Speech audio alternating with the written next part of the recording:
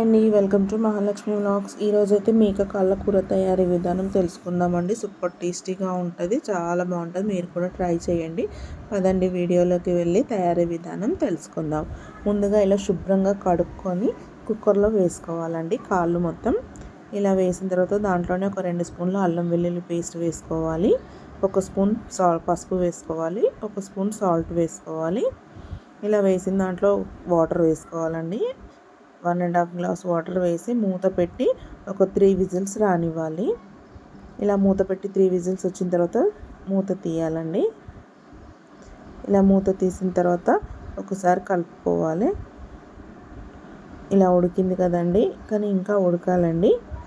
ఇది ఇంకా మీకు ఇష్టం ఉంటే టమాటా కూడా వేసుకోవచ్చండి. దీంట్లో నేనైతే టమాటా వేయట్లేదు. ఒక 2 స్పూన్ల కారం వేస్తున్నాను. మీ టేస్ట్కి తగ్గట్టు మీరు వేసుకోండి. నేనైతే 2 స్పూన్లు వేస్తున్నాను.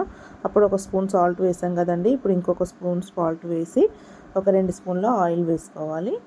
వేసుకొని కలుపుకోవాలి. ఇలా కలిపిన తర్వాత దాంట్లోనే కొత్తిమీర పుదీనా వేసుకోవాలి. కరివేపాకు వేసుకోవాలి. ఒక 2 రెమ్మలు వేసుకొని ఒక గ్లాసున్నర వాటర్ వేసుకోవాలి. ఇలా వాటర్ వేసిన తర్వాత మళ్ళీ మూత పెట్టి విజిల్స్ పెట్టాలండి. మళ్ళీ మూత పెట్టి ఇంకొక 3 విజిల్స్ 4 విజిల్స్ పెట్టాలి. ఇది ఉడికితేనే మంచి టేస్ట్ వస్తుందండి. తలకాయ కూర అయినా కాళ్ళ కూర అయినా కానీ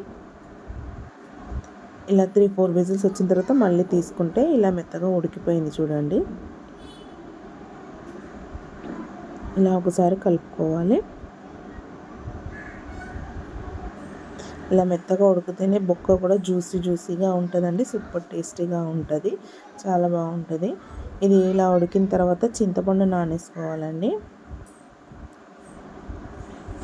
చింతపండు నానేసుకోవాలి. ఒక నిమ్మపండంత సైజు చింతపండు వేసుకొని పిసుకోవాలి. ఎక్కువ వేస్తే పులుపు ఎక్కువ వస్తుందండి, అందుకే కొంచెమే వేసుకోవాలి. ఇలా చింతపండు పిసుకొని వేసుకున్న తర్వాత మనకు తగినంత వాటర్ దాంట్లోనే వేసుకోవాలి. ఇంకా నేనైతే గ్రేవీ ఎక్కువ చేయట్లేదండి. మనకి ఈ స్టేజ్లోనే ఎక్కువ గ్రేవీ కావాలనుకుంటే ఇంకా వాటర్ వేసుకోవచ్చు. నేనైతే కొంచెమే గ్రేవీ చేస్తున్నానండి. ఇలా వేసిన తర్వాత దీంట్లోనే కొత్తిమీర పుదీనా వేసుకోవాలి. 1 స్పూన్ మిరియాల పొడి వేసుకోవాలి. నేనైతే ఎవరెస్ట్ మటన్ మసాలా వేస్తున్నానండి. ఇది ఒక 1 స్పూన్ వేసుకోవాలి. ఇలా 1 స్పూన్ వేసిన తర్వాత ఇలా కలుపుకోవాలి. కలుపుకొని ఇలా అంతా కలపాలండి.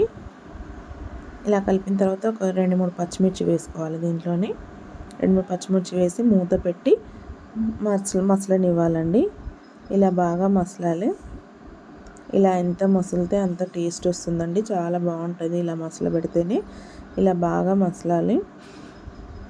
ఇలా మసిలిన తర్వాత స్టవ్ ఆఫ్ చేసుకోవాలండి. అంతే, ఎంతో టేస్టీగా ఉండే సూపర్గా ఉంటుందండి.